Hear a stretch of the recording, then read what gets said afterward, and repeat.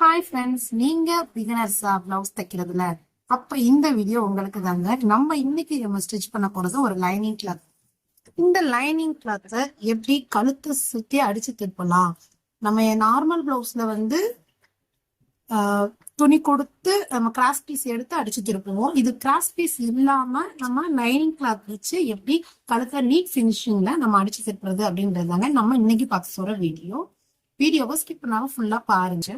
நம்ம ரெக்கார்ட் பண்ணிக்கிறதெல்லாம் கரெக்டா இருக்கா அப்படின்றத பார்த்துக்கோங்க. நீங்க என்னோட கட்டிங் வீடியோ இது வரைக்கும் நீங்க பார்த்தது இல்லை அப்படின்னா முதல்ல அதை போய் பார்த்துட்டு அதுக்கப்புறமா வந்து இந்த வீடியோ பாருங்க.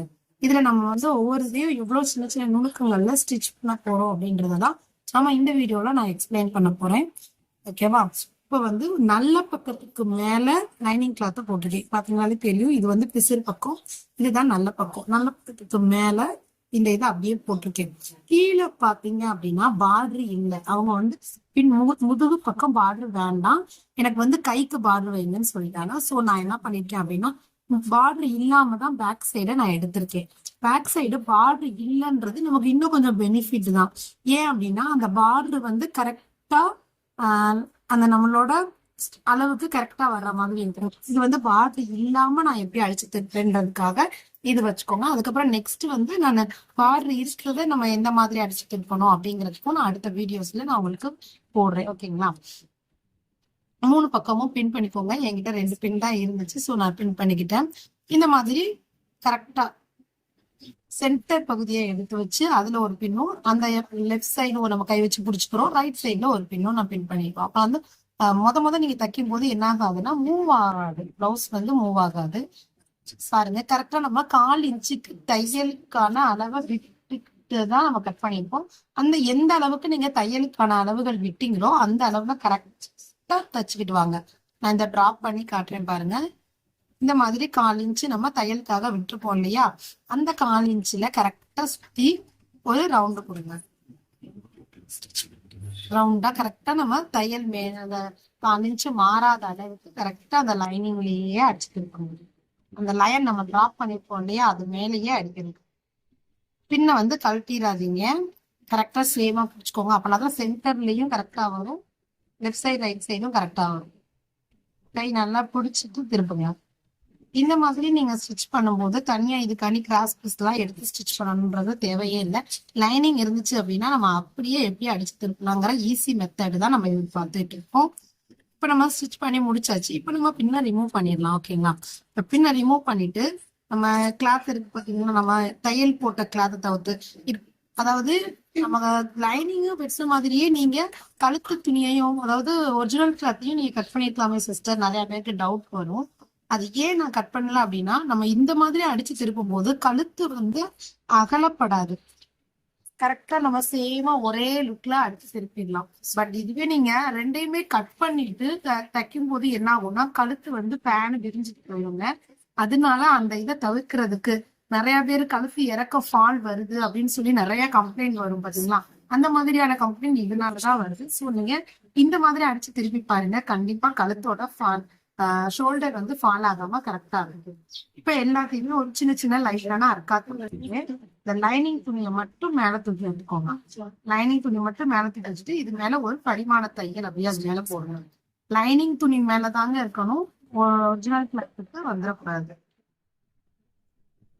ஓகேங்களா? லைனிங் துணி மேலேயே போட்டுட்டு வாங்க, ஒரிஜினல் கிளாத்ல அடிச்சிடாம ஒரு லைன் அதே மாதிரி அப்படியே சுத்தி கொடுத்துருங்க.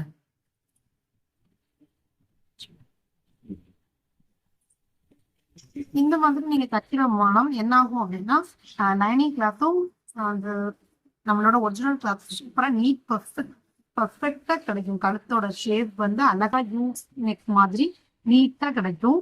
ட்ரை பண்ணி பாருங்க. இப்ப ஃபுல்லாவே நம்ம தையல் கொடுத்தாச்சு. இப்ப அதை அப்படியே திருப்பி போட்டாலே அந்த நீட் பினிஷிங்ல பொட்டிக் ஸ்டைல்ல சூப்பரா இருக்குங்க. இந்த மாதிரி நீங்களும் ட்ரை பண்ணி பாருங்க. நெக்கா இந்த மாதிரி அடிச்சு திருப்பி பாருங்க. ஓகேங்களா?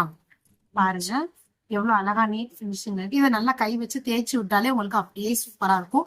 இதே மாதிரி இப்படியே நீங்க ஸ்டார்ட் பண்ணிக்கணும்னாலும் பண்ணிக்கலாம். இல்ல இதுக்கு மேல எனக்கு ஒரு எட்ஜஸ் நல்லா ஒரு தையல் போட்டா நல்லா இருக்கும் அப்படின்னு ஃபீல் பண்றவங்களுக்கு தையல் போட்டு கொடுங்க. சில பேர் 2 ஸ்டிச்சஸ் அழகா போட்டு கொடுங்க அப்படின்னு கேட்பாங்க. நம்ம கஸ்டமர் என்ன விருப்பப்படுறாங்களோ அந்த மாதிரி நீங்க கொடுத்தா ரொம்ப நல்லா இருக்கும்.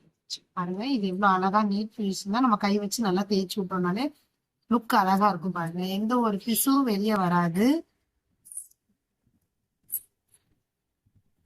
இந்த மாதிரி தாங்க நம்ம கழுத்தோட பகுதியை அடிச்சு திருப்பணும். லைனிங் கிளாத் இருந்துச்சு அப்படின்னா லைனிங் கிளாத் வச்சு அடிச்சு திருப்பும் போது நம்ம தேவையில்லாம கிராஸ் பீஸ் எடுக்கணும்ன்ற அவசியமே கிடையாது.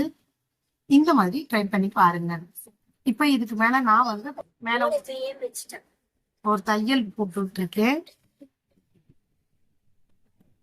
இதுக்கு மேல நான் அவங்களுக்கு ஒரு தையல் போட்டு கொடுத்துடுறேன். எனக்கு அந்த மாதிரி போட்டா எனக்கு ரொம்ப பிடிக்கும். அந்த மாதிரி இருந்தா உங்களுக்கு எப்படி வேணுமோ அந்த மாதிரி நீங்களும் ஸ்டிச் பண்ணலாம். கழுத்தை சுற்றி நீட் ஃபினிஷிங்ல ஸ்டிச் பண்ணிக்கணும்.